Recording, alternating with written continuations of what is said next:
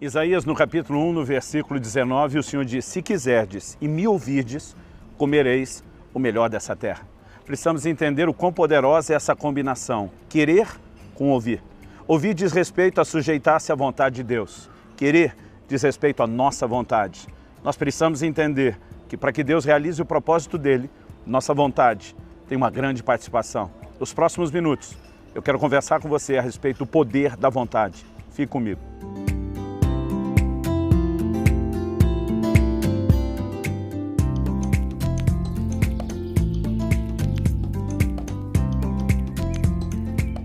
Estou em Nápoles, na Itália, passando para trazer mais uma palavra ao seu coração. E a nossa conversa hoje tem a ver com a questão da vontade.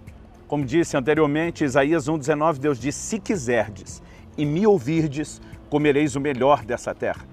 Embora Deus estivesse falando sobre uma terra literal, sobre literalmente comer do fruto da terra para a nação de Israel, nós precisamos entender como isso se aplica a nós. Paulo diz aos coríntios que as coisas que aconteciam com eles foram escritas para nosso exemplo e para nossa advertência. Há uma lição a ser tirada daqui. E a verdade é que Deus havia prometido uma terra, de tão boa ela passou a ser chamada de a terra da promessa. No entanto, Deus diz: para que vocês possam usufruir a plenitude do meu propósito, a plenitude da minha vontade, vocês precisam de uma combinação de dois elementos. Não adianta apenas eu ter feito a promessa, o que sinaliza a minha vontade. Deus diz: eu também estabeleci princípios com os quais você precisa se harmonizar, para que então você possa desfrutar da minha vontade. E para que você obedeça aos meus princípios, você tem que fazer uma escolha. Em outras palavras, Deus estava dizendo: não se trata apenas da minha vontade, mas depende também da sua vontade. E a primeira coisa que eu quero destacar aqui é que o que Deus faz na nossa vida não depende só da vontade dele. 1 Timóteo 2,4, por exemplo, diz que Deus deseja que todos os homens se salvem. Essa é a expressa vontade de Deus para cada pessoa na terra. Agora, a pergunta é: todos estão se salvando? Não, porque não depende apenas da vontade de Deus, mas depende de uma resposta da vontade do homem. E nós precisamos entender o poder da nossa vontade, que embora não façamos nada sozinhos, apenas por causa da nossa vontade, mesmo para viver a vontade de Deus, nós precisamos fazer uso da nossa vontade. E quando eu olho para a palavra de Deus, eu vejo vários exemplos a respeito disso. Em João 5, 39 e 40, Jesus diz aos discípulos: examinais as Escrituras, e são elas que testificam a respeito de mim. Jesus diz: vocês as examinam porque julgais encontrar nelas a vida eterna. Mas no versículo 40 ele diz: contudo, vocês não querem vir a mim para ter vida. Quando alguém deixa de ir ao Senhor, é por falta de vontade, é por falta de escolha, é por falta de um posicionamento. Em qualquer área, nós percebemos Deus revelando a sua vontade, Deus trazendo uma provisão para que algo aconteça na vida do homem, em qualquer área da vida cristã. O arrependimento, por exemplo. Romanos 2,4 diz que a bondade de Deus nos conduz ao arrependimento. Em Apocalipse 2,21, Jesus se refere a uma mulher que ele denomina de Jezabel e diz: dei-lhe tempo para que ela se arrependesse, mas ela não quer se arrepender. Precisamos entender o poder da vontade. Precisamos compreender que o que Deus faz não depende só da vontade dele, mas também da nossa. A palavra de Deus mostra a respeito dos dons espirituais, por exemplo, que dependemos da vontade de Deus. O Espírito Santo, diz 1 Coríntios 12:11, distribui os dons conforme lhe apraz. Mas em 1 Coríntios 14:12, a palavra de Deus diz: visto que desejais dons espirituais, procurai progredir neles para a edificação da igreja. Eu preciso desejar os dons, eu preciso escolher isso. Não adianta apenas Deus escolher ou desejar isso para mim. Eu preciso participar com a minha vontade. Cada um de nós precisa. Em 1 Timóteo 3, quando o apóstolo Paulo fala a respeito dos vocacionados ao ministério, ele começa dizendo: se alguém almeja o episcopado. A palavra almeja é se alguém deseja, se alguém está afim, a gente diria num português atual. Se alguém quer muito isso, ele diz: ótimo, a partir do ponto que você deseja, você precisa entender que há qualificações, que você será testado e só depois disso será estabelecido no ministério. Há uma diversidade de textos na Bíblia que sustentam exatamente a mesma ideia, exatamente a mesma coerência desses princípios.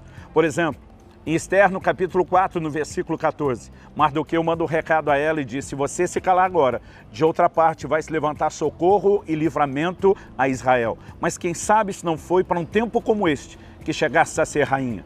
Ele estava dizendo: se você não quiser cooperar com Deus, Deus pode resolver o problema coletivo de outra forma, mas você individualmente vai falhar em relação ao plano e o propósito de Deus, porque nós não vamos viver o melhor de Deus apenas porque Deus quer. O apóstolo Paulo escreve a Timóteo, diz em 1 Timóteo capítulo 1, verso 18, de acordo com as profecias que foram ditas a teu respeito, combate, firmado nelas o bom combate. O que ele estava dizendo? Deus, através da palavra profética, sinalizou a vontade dele. No entanto, você agora precisa lutar para que essa vontade se torne real na sua própria vida. A segunda ideia que eu quero explorar aqui é que nós precisamos entender que Deus e o diabo agem de forma diferente. Por exemplo, em Apocalipse 3:20, Jesus diz, eis que estou à porta e bato. Se alguém ouvir a minha voz e abrir a porta, eu vou entrar, cear com ele, ele comigo. O que Jesus está dizendo? Eu não vou meter o pé na porta, eu não vou empurrar, eu estou tentando entrar, sinalizando minha vontade de entrar, mas você precisa querer que eu entre para que então isso se concretize. Quando falamos a respeito da ação do diabo, não é assim. A Bíblia diz, não deis lugar ao diabo, em Efésios 4:27. A menor brecha, o menor espaço, ele vai usar isso para invadir com força e para tentar implementar a vontade dele sem nenhum respeito à nossa vontade. Enquanto Deus, de forma clara, explica todas as coisas para que a gente faça uma escolha consciente, como por exemplo lá em Deuteronômio 30:15, também no verso 19, o Senhor diz, eu ponho diante de vocês a vida e a morte, a bênção e a maldição. Deus diz, escolhe vida. Deus está dizendo, as opções são essas, o final de cada uma delas é essa, e eu vou te dar a sugestão, mas a escolha é sua.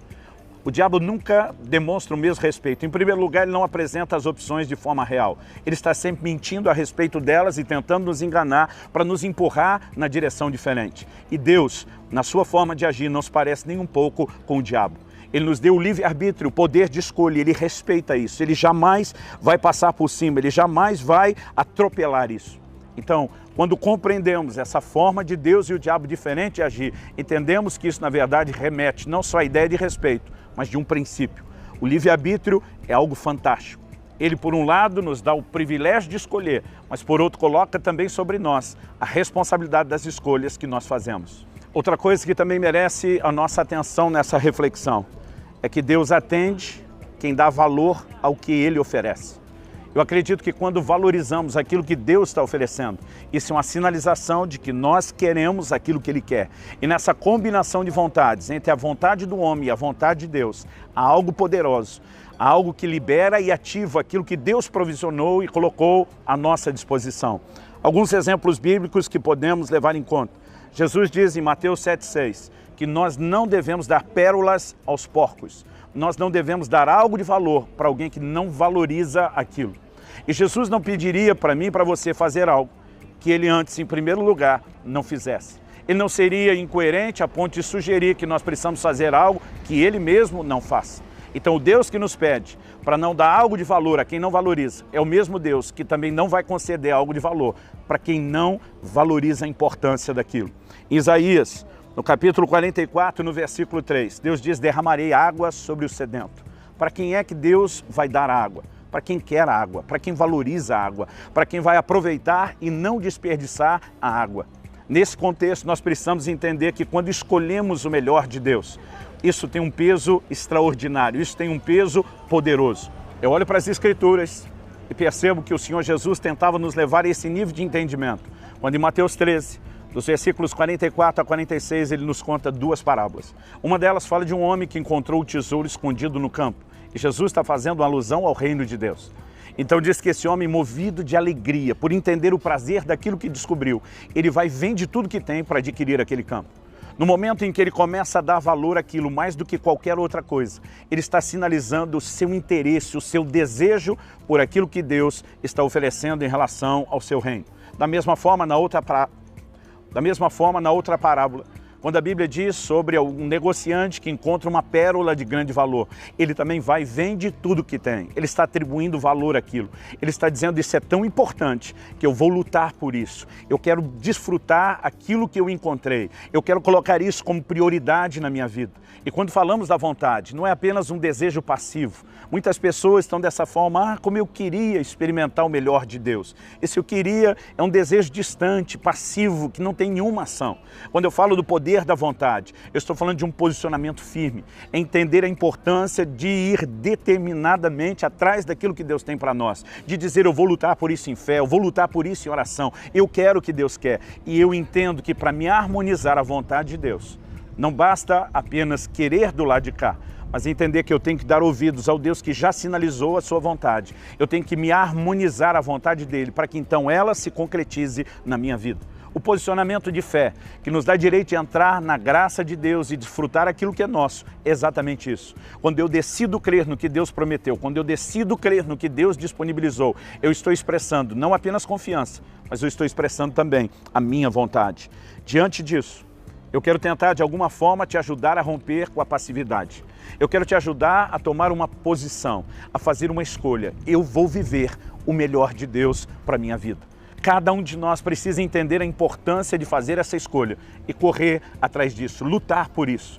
Porque se entendemos na perspectiva bíblica o poder da vontade humana, isso pode ser, por um lado, assustador se nos afastarmos do melhor de Deus, mas pode ser, por outro lado, muito empolgante, quando entendemos que ela pode se harmonizar com a vontade de Deus e provocar o resultado, que é viver o melhor daquilo que Deus provisionou para nós. Que essa seja a sua decisão, a correta, e que dessa forma você use o poder da vontade para comer o melhor da terra, o melhor da promessa de Deus, o melhor da provisão dele para a sua vida.